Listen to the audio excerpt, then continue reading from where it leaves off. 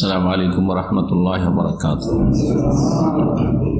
إن الحمد لله نحمده ونستعينه ونستغفره ونعوذ بالله من شرور أنفسنا ومن سيئات أعمالنا.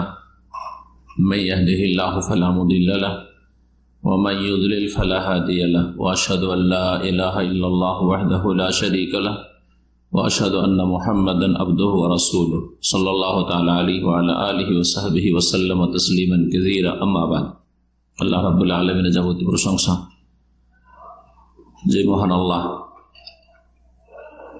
তার নাযিলকৃত দ্বীনে মানুষের সমস্ত রকমের সমস্যার সমাধান রেখেছেন। জীবনের প্রতিটি ক্ষেত্রে মানুষকে সঠিক দিক নির্দেশনা দান করেছেন। সালাত এবং সালাম নাযিল হোক রাসূলুল্লাহ সাল্লাল্লাহু আলাইহি ওয়াসাল্লামের উপর, যিনি রব্বুল আলামিনের বিধিবিধান বিস্তারিত বিশদভাবে উম্মতের জন্য, মানব জাতির জন্য বর্ণনা করেছেন। আমাদের ধারাবাহিক আলোচনা প্রতি মঙ্গলবারে এই বছরে 1440 হিজরিতে চলছে ইলমুল ফারায়েজ বা ধন সম্পদের ভাগ বন্টন সম্পর্কে। আজকে পর্ব নম্বর 24। আর এর পূর্বে গত আলোচনা আর তার আগের আলোচনায় দুটি আলোচনা ছিল উত্তরাধিকারীদের অবস্থা সম্পর্কে।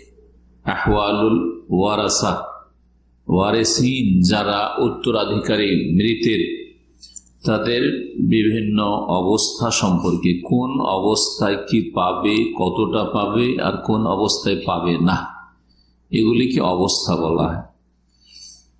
এটি হচ্ছে শেষ আলোচনা উত্তরাধিকারীদের অবস্থা সম্পর্কে। এরপরে হয়তো সামনের সপ্তাহে আমরা ইনশাআল্লাহ তাআলা একটা ফাইনাল আলোচনা করব এই ফারায়েজ সম্পর্কে।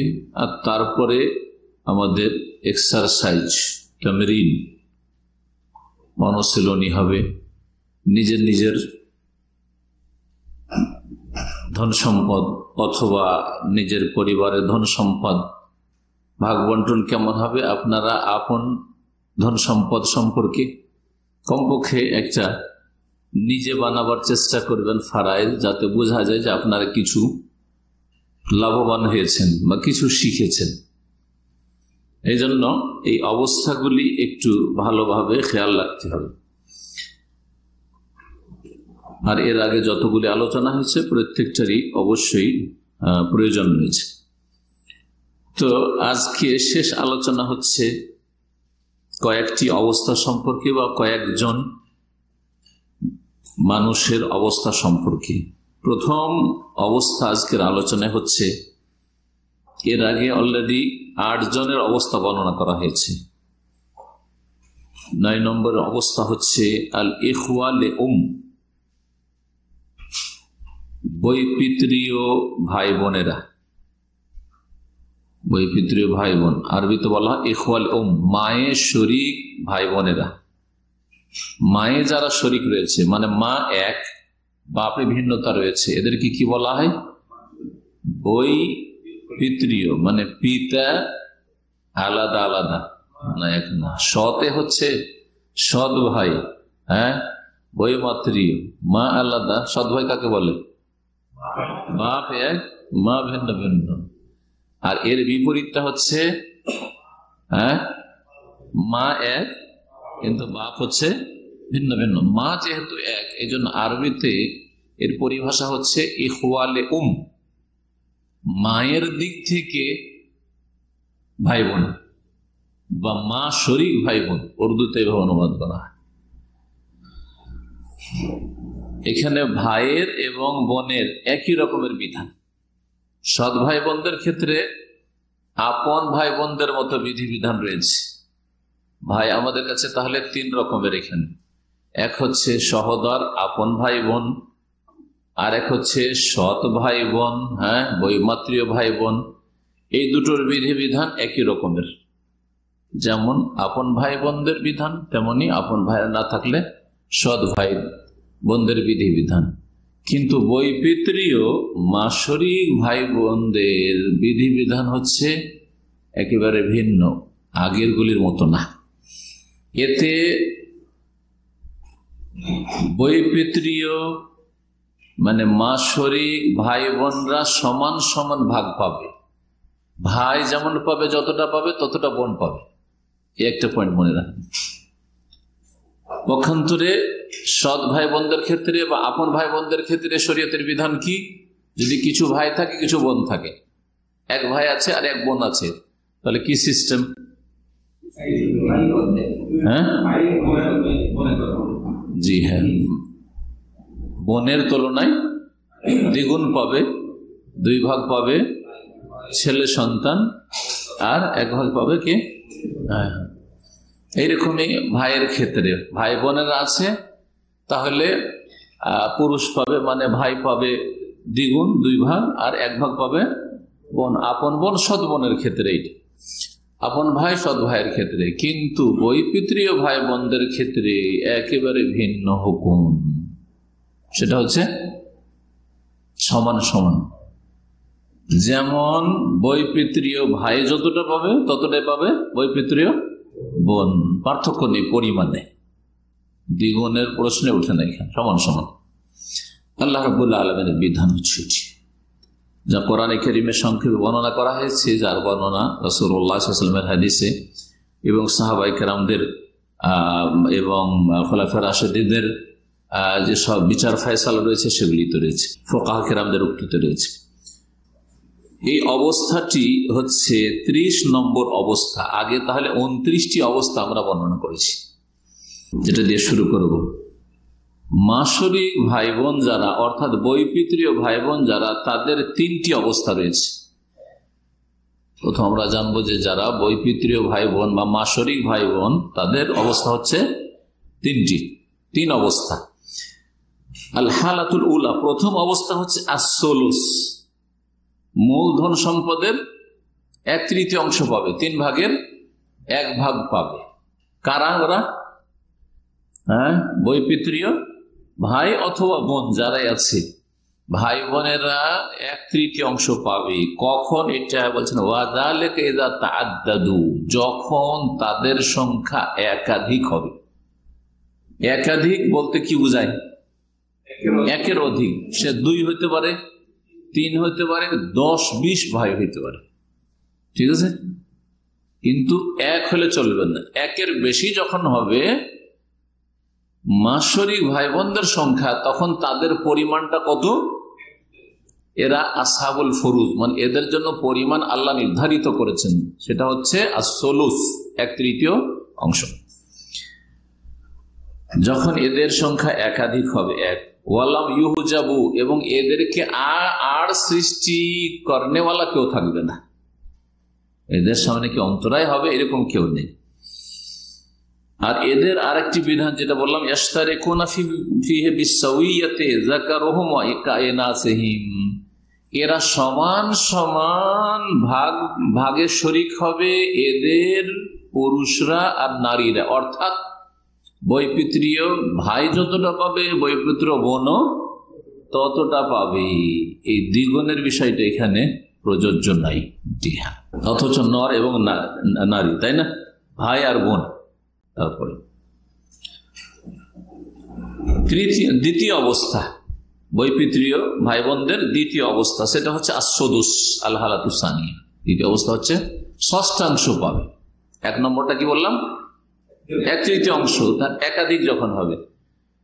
আর এটাতে সুদুস পাবে 6 ভাগের 1 ভাগ, মানে ওর অর্ধেক হয়ে গেল, 6 ভাগের 1 ভাগ। কখন? লিল মুনফারিদ মিনহুম, একজন যখন হবে, একজন বৈপিত্রীয় ভাই আছে অথবা একজন বৈপিত্রীয় বোন আছে, কত পাবে? 6 ভাগের 1 ভাগ। যেমন দাদার ক্ষেত্রে, দাদির ক্ষেত্রে 6 ভাগের 1 ভাগ আছে, ওই রকম লিল মুনফারিদ মিনহুম। ইযা লাম ইউহজাব, যদি কেউ আর সৃষ্টি না করে, আর সৃষ্টি না হয় যদি, তাহলে পাবে। কত পাবে? একা আছে যেহেতু 6 ভাগের 1 পাবে। আল হালাতুস সালিসা, তৃতীয় অবস্থা হচ্ছে মাসরিক ভাই বোনদের, অর্থাৎ বৈপিত্রীয় ভাই বোনদের হাজবহুম, তারা আড়ে পড়ে যাবে, মানে বঞ্চিত হয়ে যাবে। কি হয়ে যাবে? তৃতীয় অবস্থায় বঞ্চিত হয়ে যাওয়া, তাদের সামনে অন্তরায় হয়ে যায়। কে তাহলে কার দ্বারা আড়ে পড়ে যাবে? কে এসে সামনে দাঁড়িয়ে যাবে যে আর পাচ্ছেন না বেচারারা? বলছেন বে আসলিন যাকারিন আও ফারইন ওয়ারিসিন, যদি মূল পুরুষ থাকে অথবা শাখা উত্তরাধিকারী থাকে তাহলে বৈপিত্রীয় ভাই বোনেরা কিছুই পাবে না। দুই অবস্থাতে তাহলে আর সৃষ্টি হয়েছে। এক হচ্ছে আসলুন যাকার, আসল মানে মূল, আর পুরুষ। মূল কাকে বলে? আত্মীয়দের। মাইয়েতের মূল কার মূল? মাইয়েতের মূল, মৃত ব্যক্তির। মৃত ব্যক্তির মূল কে? বাপ। বাপ আছে, মাইয়েত মৃত মারা গেল, আর ওর বাপ আছে, আর মা শরীক ভাই বোন আছে, বৈপিত্রীয় ভাই বোন আছে। তাহলে এখানে বাপ আসাবাহে সব নিয়ে যাবে, পুরুষ মূল আছে। মাইয়েতে যখন বাপ আছে তখন মায়ের শরীক, মানে এক মায়ের পেটের, এক বাপেরও না, এক মায়ের পেটের, ওরা কিছুই পাবে না। একটা অবস্থা। আর একটা অবস্থা হচ্ছে যে মাইয়েত যখন মারা গেল তখন তার কি আছে? ফারউন ওয়ারিস, শাখা উত্তরাধিকারী আছে। শাখা উত্তরাধিকারী মানে কি? ছেলে অথবা মেয়ে।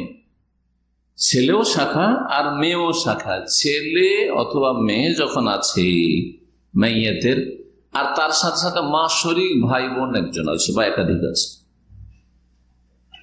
বৈপিত্রীয় ভাই বোন আছে, তাহলে ছেলে মেয়েরা সমস্ত ধন সম্পদ লিযাকার মিসলু হাযিল উনসায়াইন, হ্যাঁ, ছেলের 2 ভাগ আর মেয়ের হচ্ছে 1 ভাগ সবগুলি নিয়ে যাবে, বা এক ছেলে থাকলে একাই সব ধন সম্পদ নিয়ে যাবে। কিন্তু হ্যাঁ, ওই মা শরীক বৈপিত্রীয় ভাই বোনরা কিছু পাবে না। জি হ্যাঁ, এটা হচ্ছে আড় হয়ে যাওয়া, তাদের সামনে আড় হয়ে গেল মাইয়েতের বাপ অথবা মাইয়েতের ছেলে অথবা মেয়ে। 10 নম্বর মৃতের আত্মীয়দের অবস্থা। এগুলো হচ্ছে কারা? আত্মীয়দের অবস্থা। আল জাদ্দা, দাদি অথবা নানি। জাদ্দা কাকে বলা হয়? দাদি অথবা নানিকে বলা হয়। আরবির জাদ্দাটা ঠিক ওই রকমই যেমন বাংলাদেশে নাতি কথাটি, ঠিক না? বাংলাদেশের নাতি আর নাতিন কাকে বলা হয়? ছেলের ঘরের নাতিকে বলা হচ্ছে আর মেয়ের ঘরের নাতিকে বলা হচ্ছে, ঠিক না? ঠিক তেমন আরবিতে জাদ্দা মানে শুধু দাদি নয়, দাদিও এবং নানিও, বাপের পক্ষ থেকে বাপের মা আর মায়ের মা, এইরকমই জাদ। দাদাকে বলা হয় আর নানাকে বলা হয়। এখন কেমন করে বুঝবো এটা? তো আপনারা যখন বাংলা বলছেন ছেলের ঘরের নাতি আর মেয়ের ঘরের নাতি, ওই রকমই আরবিতে বলতে হচ্ছে আল জাদ্দুল আবিন, বাপের দিক থেকে দাদা, আর জাদ্দুল উম্মিন, মায়ের দিক থেকে জাদ মানে হচ্ছে নানা। বুঝতে পারছেন? জি, ঠিক ওই যে মায়ের ঘরে আর বাপের ঘরে করছেন, ঠিক ওই রকম আরবিতে করা আছে জাদ্দুল আব বা জাদ্দাতুল আব আর জাদ্দাতুল উম। প্রথম অবস্থা দাদির। দাদি কত পাবে? এরা তাহলে ওয়ারিসিন, কারণ আমাদের আলোচনায় চলছে মাইয়েতের অবস্থা না, এটা হচ্ছে আহওয়ালুল ওয়ারিসিন, উত্তরাধিকারীদের অবস্থা। দাদির 2টো অবস্থা রয়েছে। একটা অবস্থা হচ্ছে আসদুস, দাদি কত পাবে? 6ষ্টাংশ পাবে, 6 ভাগের 1 ভাগ পাবে দাদি বা নানি। দাদি তার মারা গেছে কে? তাহলে ছেলের ছেলে অথবা মেয়ের ছেলে, নানি হলে মেয়ের ছেলে মারা গেছে, দাদি বা নানি। আসদুস পাবে, 6ষ্টাংশ পাবে। সাওয়াউন কানাত জাদ্দা লি উম্মিন আও জাদ্দা লি আম্মিন লি আবিন ওয়াহিদাতান আও আকসার।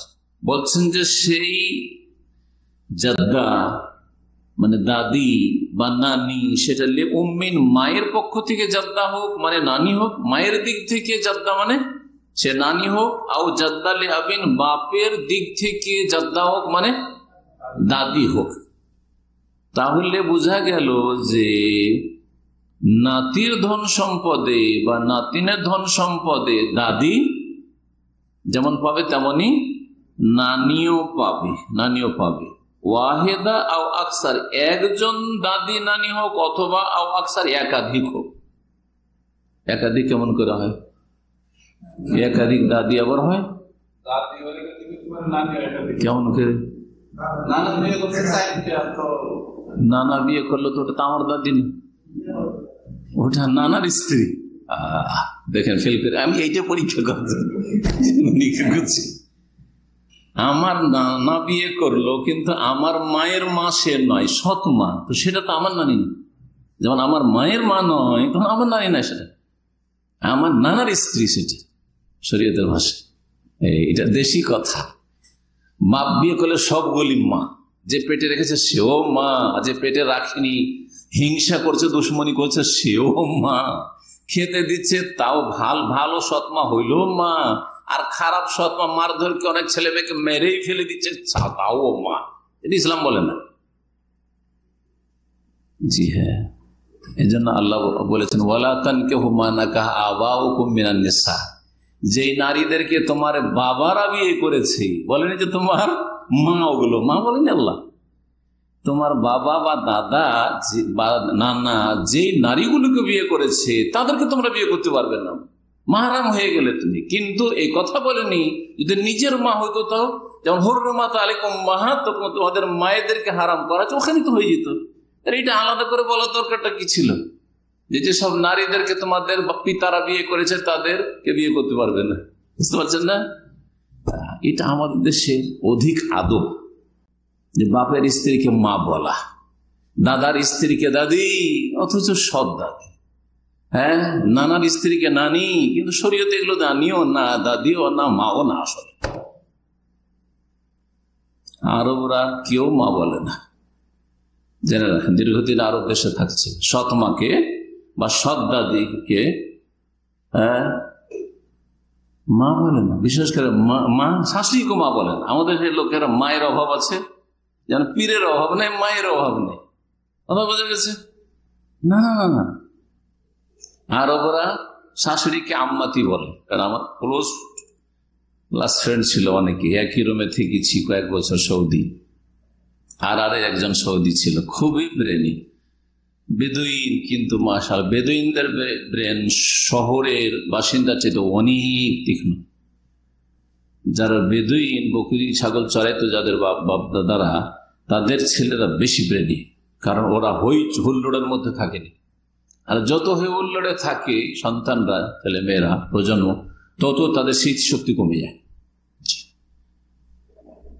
এতে থেকে উপলব্ধি করতে পারবেন যে ইমাম বুখারী, ইমাম মুসলিম, আবু হানিফা, শাফি, মালিক, অত বড় বড় ইমামরা ওই যুগে পয়দা হলে এখন কেন পয়দা হয়নি? আল্লাহ কি দরজা বন্ধ করে দিয়েছে আর এরকম স্মৃতি শক্তি দেব না? না, আল্লাহ স্মৃতি শক্তি ঠিকই দিয়েছেন, কিন্তু সেটাতে আঘাত হচ্ছে বিভিন্ন, যে আঘাতগুলির কারণে আমাদের স্মৃতি শক্তি কমে গেছে অথবা কমে যাচ্ছে। আর তারপরে আমাদের ইখলাস এবং মেহনত আর সময় দেওয়া কুরবানি সেটাও দিচ্ছে না পড়াশোনাতে। তাদের কাছে এত ব্যস্ততা ছিল, হ্যাঁ, মোবাইল আর বাজার আর গাড়ি আর দুনিয়ার এত সংসার, না শুকনো ডাল রুটি কিছু খেয়ে নিল, হ্যাঁ, আর ডাল রুটিরও দরকার নেই, খেজুর খেয়ে নিল, পানি খেয়ে নিল, হ্যাঁ, ব্যাস হয়ে গেলে একটু দুধ খেয়ে নিল, কখনো যা যা পেলো আর লেখাপড়াতে লেগে আছে। না হইচই, না গান বাজনা, না ঢোল ঢাক শুনছে, হ্যাঁ, না এরকম কলহ বিবাদ আর মারপিট দেখছে। স্মৃতিশক্তি মজবুত হয়ে আছে। গ্রামগঞ্জ অনেক দিক থেকে নিরাপদ, অনেক দিক থেকে নিরাপদ, সত্যি, ব্রেনের বুদ্ধির দিক থেকেও, ছেলে মেয়েদের তরবিয়তের দিক থেকে। কেন রাসূলুল্লাহ সাল্লাল্লাহু আলাইহি ওয়াসাল্লামকে আপন মা মক্কা শহর, মুবারক শহর থেকে ওই হালিমা সাদিয়ার কাছে তায়েফের পল্লী গ্রামে দুধ পান করার জন্য দেওয়ার দরকারটা কিছু কোনদিন চিন্তা করেছেন? গ্রামে গঞ্জের ভাষা, আসল অরিজিনাল ভাষাটা পাওয়া যায়। শহরের ভাষা বিকৃত হয়ে গেছে, ভাষা শিক্ষা, আসল অরিজিনাল ফাসিহ শুদ্ধ আরবিটা শিখে ওখানে। এক, দুই নম্বর, সেখানকার আবহাওয়া হচ্ছে মুক্ত আবহাওয়া, সুন্দর আবহাওয়া। জি হ্যাঁ, তখনকার যুগে যদি মক্কা শহরের আবহাওয়ার চাইতে একেবারে পল্লী গ্রাম আর বেদুইন এলাকার, হ্যাঁ, তাইফের আশেপাশে, তাইফ শহরের না, তাইফ থেকে অনেক দূরে সব এলাকা, হাওয়াজেন গোত্র, সাদিয়া, বানু সাদ, ওই সব জায়গায় যে দুধ পান করতে দেওয়া হয়, তা নিশ্চয় হেকমত আছে।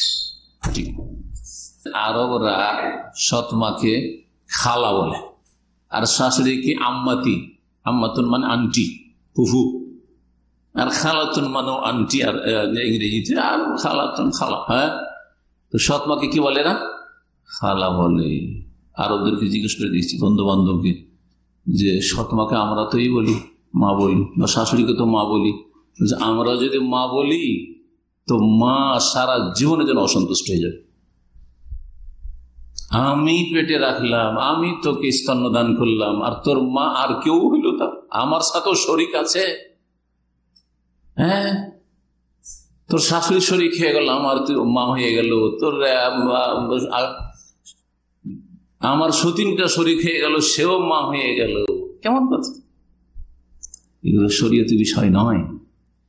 আরবদের বিষয়গুলি ওজনও আছে, ওজনও আছে। আমি বেয়াদবি শেখাচ্ছি না বা বেয়াদবি করতে বলছি না। আদব আপন জায়গায় তো অন্তরে আছে, আর কথায় আছে, কাজে আছে। জি হ্যাঁ, সৎ মায়ের সাথে যত ভালো আচরণ করবেন তত বেশি বাপ আপনার উপর সন্তুষ্ট হবে, তাই না? শাশুড়ির সাথে যত ভালো আচরণ করবেন তত বেশি আপনার স্ত্রী সে মানসিক শান্তি পাবে, তখন আন্তরিকতার সাথে আপনাকে ভালোবাসবে। কিন্তু তার মানে এই নয় যে মায়ের হক দিয়ে দিবেন শাশুড়িকে, মায়ের হক দিয়ে দিবেন আপনি সৎ মাকে। অবাস্তব কথা এবং শরীর বিরোধী কথা। আমরা আলোচনা করছিলাম দাদি বা নানি সম্পর্কে। দাদি নানি কয়টি অবস্থা বললাম? দুইটি অবস্থা। একটি অবস্থা ষষ্ঠাংশ পাবে, সে দাদি হোক অথবা নানি হোক, একজন হোক অথবা একাধিক হোক। একজন একাধিক মানে একজন মারা গেল, তার দাদিও আছে নানি আছে, একাধিক হল, এটা হলো একাধিক। আর এই নয় যে নিজের দাদি নিজের নানি আর সৎ নানি না, সৎ নানি পাবে না, সৎ দাদি পাবে না, ও দাদি না, ও যার দাদি তার কাছ থেকে ধন সম্পদ পাবে। যেমন সৎ মা আপনার ধন সম্পদে ভাগ পাবে না, আপনার মা পাবে। যদি কেউ মারা যায় আর ওর মা আছে, মানে মা নিজের মা, এই নয় যে সৎ মা আছে বাপের স্ত্রীও ভাগ পাবে। কিসের ভিত্তিতে পাবে? বাপ বিয়ে করেছে জন্য না, মোটেই পাবে না। তার সাথে আপনি ইহসান করবেন, হ্যাঁ সেটা আলাদা কথা। ইহসানের অবশ্যই হুকুম আছে, কিন্তু ধন সম্পদের ভাগ বন্টন কিসের ভিত্তিতে? রক্তের সম্পর্কের ভিত্তিতে, বৈবাহিক সম্পর্ক, কি বলছে, বংশীয় সম্পর্কের ভিত্তিতে, হ্যাঁ, অথবা বৈবাহিক সম্পর্কের ভিত্তিতে। হ্যাঁ, নিজে বিয়ে করেছেন, স্ত্রী স্বামী, স্বামী স্ত্রীর ভাগ পাবে। জি, ষষ্ঠাংশ পাবে প্রথম অবস্থা দাদি বা নানির। দ্বিতীয় অবস্থা হচ্ছে আল হাজব, মানে আড়ে পড়ে যাবে, বঞ্চিত হয়ে যাবে, বঞ্চিত হয়ে যাবে। এর আগে একাধিকবার বলেছি আল হাজব বললো, আল হেরমানও কেন বললো না? হেরমান মানে মাহরুম, বঞ্চিত হয়ে যাওয়া, আর হাজব মানে আড়ে পড়ে যাওয়া। দুটো দেখি পার্থক্য আছে। কত শব্দগুলোতে বলেছি। একজন লোক আড়ে পড়ে গেছে, আর একজন লোক বঞ্চিত হয়ে গেছে, দুজনের পার্থক্য নাই? ওটাই বুঝান পার্থক্য কি।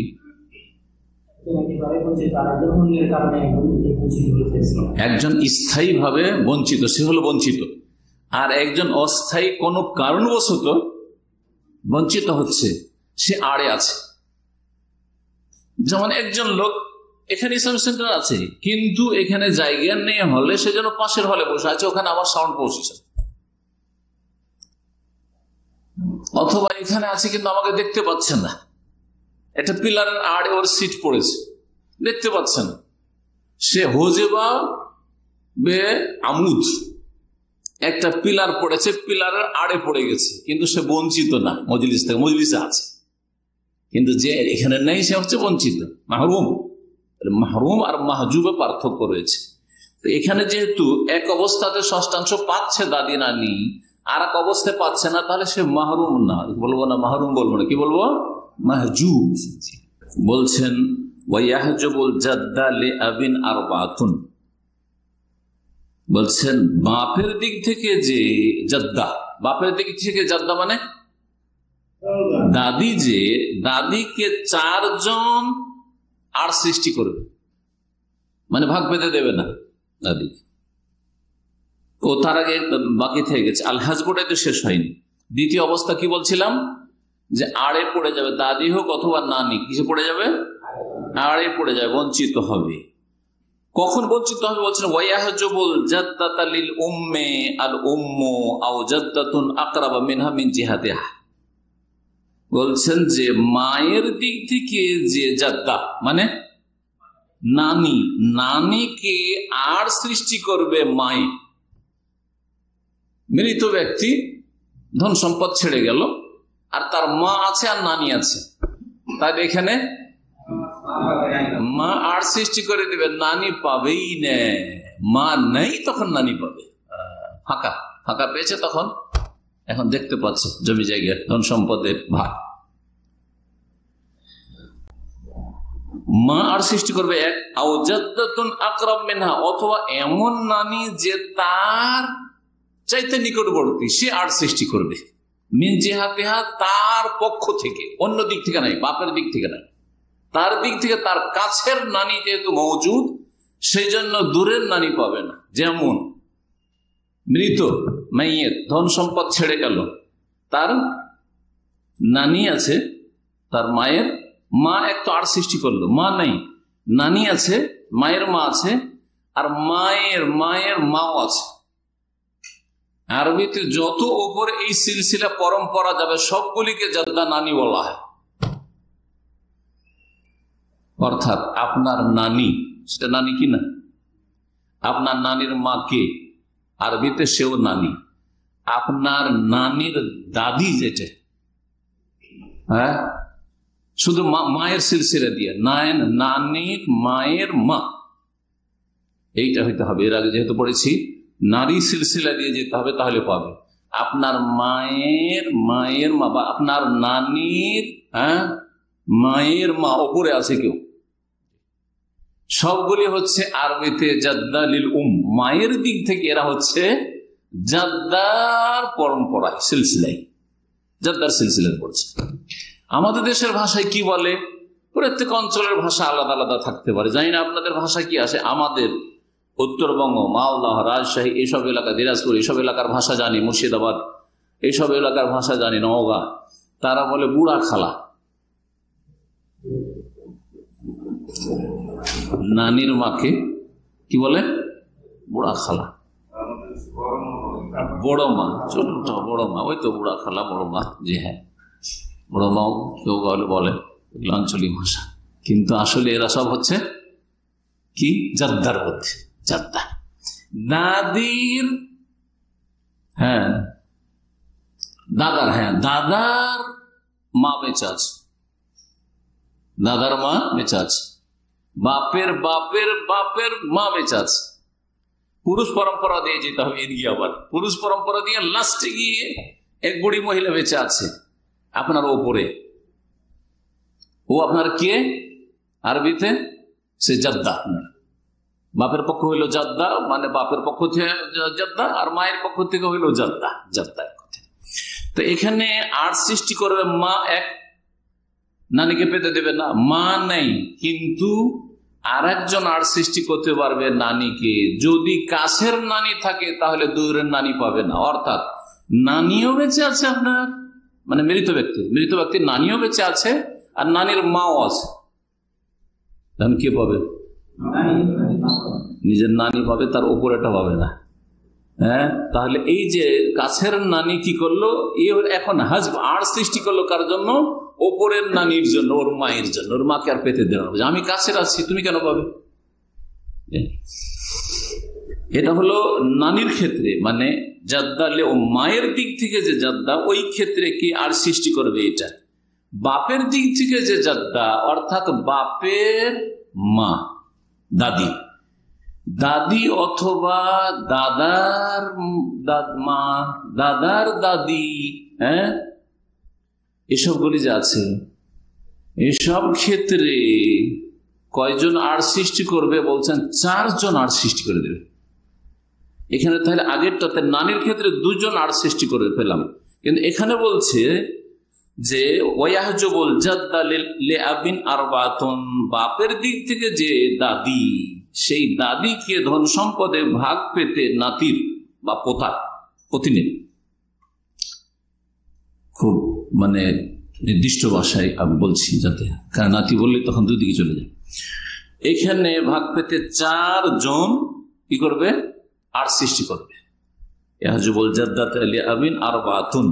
বাপের দিক থেকে যে দাদি, তাকে আর সৃষ্টি করবে 4 জন ব্যক্তি। আল উম্ম, মা, মা যদি বেঁচে থাকে তাহলে বাপের দিকের যে দাদি ও পাবে না। ওয়াল আবু, বাপ থাকলে। ওয়াকুল্লু জাদ্দাতিন আকরাব মিনহা, আর এমন দাদি যে তার চাইতে কাছের। তাহলে একজনের দাদিও বেঁচে আছে, মানে বাপের দাদি হলো বাপের মা, বাপের মাও বেঁচে আছে আর দাদার মাও বেঁচে আছে। কোনটা কাছের?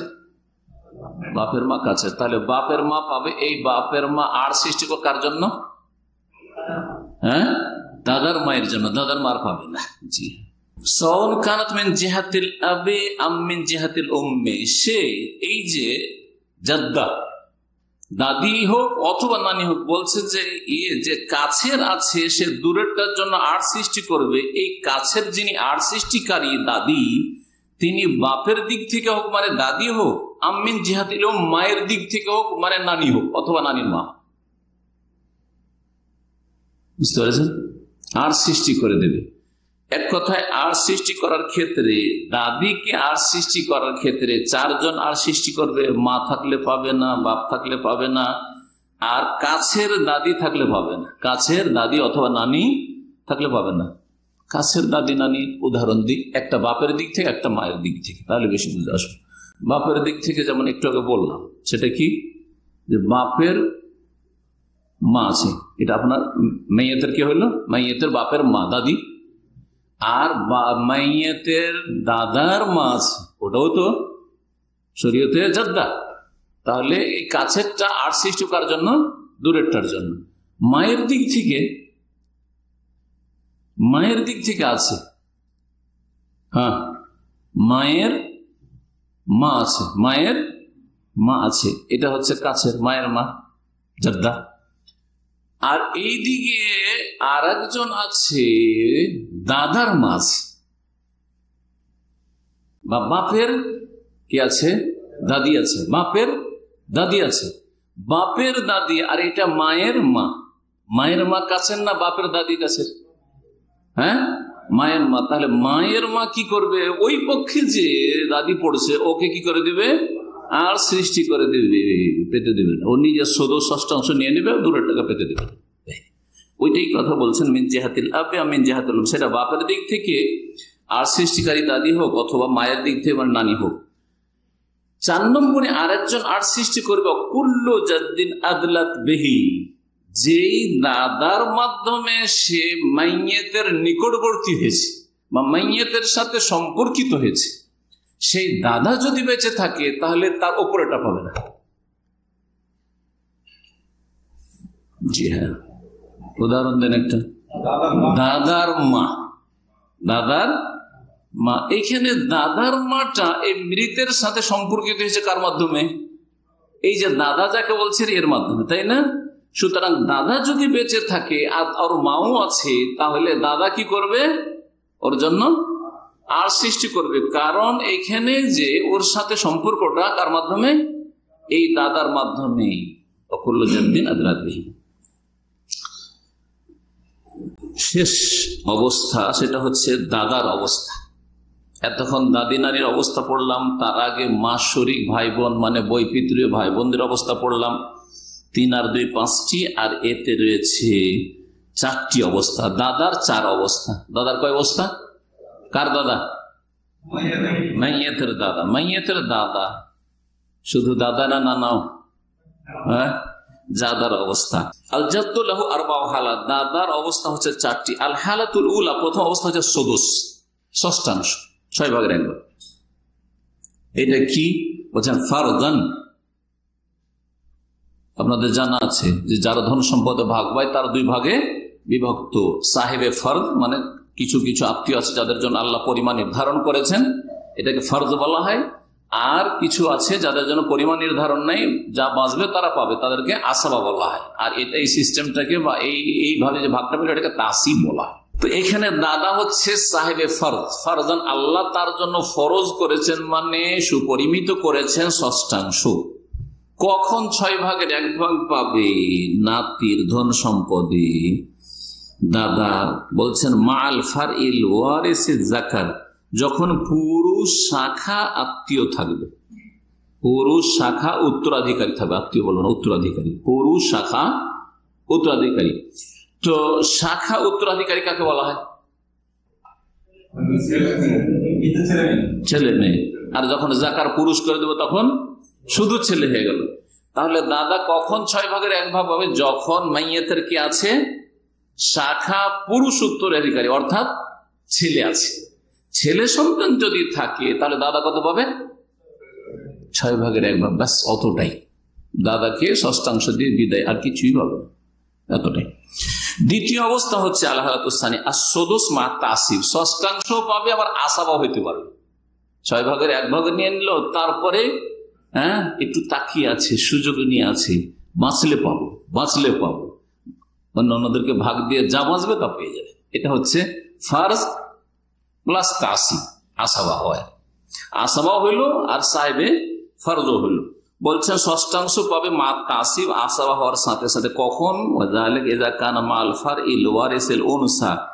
যখন এই দাদা থাকবে শাখা নারী উত্তরাধিকারীর সাথে। মাইয়েত ধন সম্পদ ছেড়ে গেল, তার দাদা আছে আর তার সাথে সাথে মেয়ে আছে, এক মেয়ে আছে, কত? অর্ধেক। দুই মেয়ে আছে, কত? 2/3। তারপরে 1/3 বাঁচছে। 10 মেয়ে আছে, তবুও 2/3 নিতে পারবে, 1/3 বাঁচছেই। আর এক মেয়ে থাকলে তো অর্ধেকটাই বেঁচে যাচ্ছে। এই অর্ধেক যখন বাঁচলো আর দাদা আছে একজন, তো দাদা কত বাঁচছে? 6/1 পেল। 6/1 পেল আর 1/3, 2-3 যদি মেয়ে থাকে, 2/3 পেয়ে গেছে, তাহলে বাঁচছে আরো কত? 1/3। 1/3 মধ্য থেকে ষষ্ঠাংশ 6/1 পেল দাদা ফরজ হিসাবে। আরো কিছু ধন সম্পদ বেঁচে আছে, কতটা? ভগ্নাংশে দেখি, আরো ষষ্ঠাংশ, সহজ ষষ্ঠাংশ, ষষ্ঠাংশ আর 2/3, সহজ ভগ্নাংশ 2/3। 3/2 নিয়ে গেছে, বাকি আছে আমার কাছে 3/1। এই 3/1 মধ্যে 6/1 নিয়ে নিল দাদা, আর কত বাঁচে? আরো 6/1 শুধু বাঁচে, কারণ 1/3 কে এখন 2 ভাগ করলাম, ষষ্ঠাংশ হইল। ষষ্ঠাংশ, ষষ্ঠাংশ, 1 ষষ্ঠাংশ দাদাকে দিল, আর 1 ষষ্ঠাংশ বাকি থাকলো না। এই যে আর 1 ষষ্ঠাংশ থাকলো, এটা কাকে দিব? দাদাকে দেব তাসিবান, যে এখন আসাবা আপনি এটা নিয়ে যান। তাহলে আসাবাতে ষষ্ঠাংশ পেল, যেটা বেঁচে ছিল বকিয়া, আর ও ফরজ হিসাবে ষষ্ঠাংশ দিয়ে টোটাল মিলিয়ে ওর 1/3 পেয়ে গেল। টোটালে কিন্তু 1/3 হয়ে গেল। জি। তৃতীয় অবস্থা আল্লাহ তাসিব ফাকাত, শুধু আসাবা হবে। এখানে আবার ষষ্ঠাংশ পাচ্ছে না, কেউ নেওয়ার না থাকলে সবগুলি নিয়ে যেতে পারবে, দাদা সবই নিয়ে যেতে পারবে। কখন?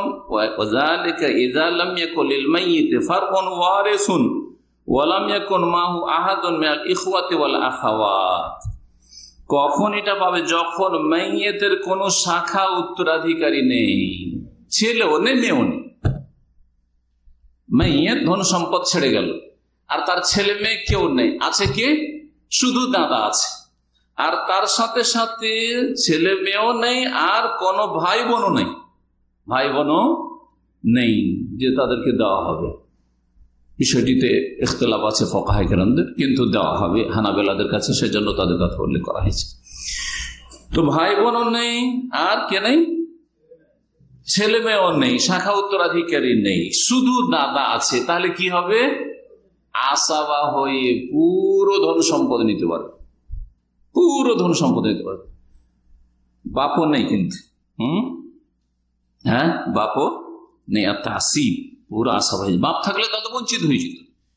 এই যে ভাই বোনরা কথা বলা হইলো, ভাই বোনরা সে আশিক্কা, সহদর ভাই বোন হোক, আউলে আবিন অথবা 7 ভাই বোন হোক, ফাইন কানা মাহমিয়াল ইখওয়াতি ওয়াল আখাওয়াতি জাফি হাক্কে মাসাইল জাদ্দা ওয়াল ইখওয়া, যদি ভাই বোনেরা থাকে তাহলে দাদা ভাই বোনদের সাথে যে ভাগ বন্টন আছে তাদের সেই মাসলে তখন চলে যেতে হবে।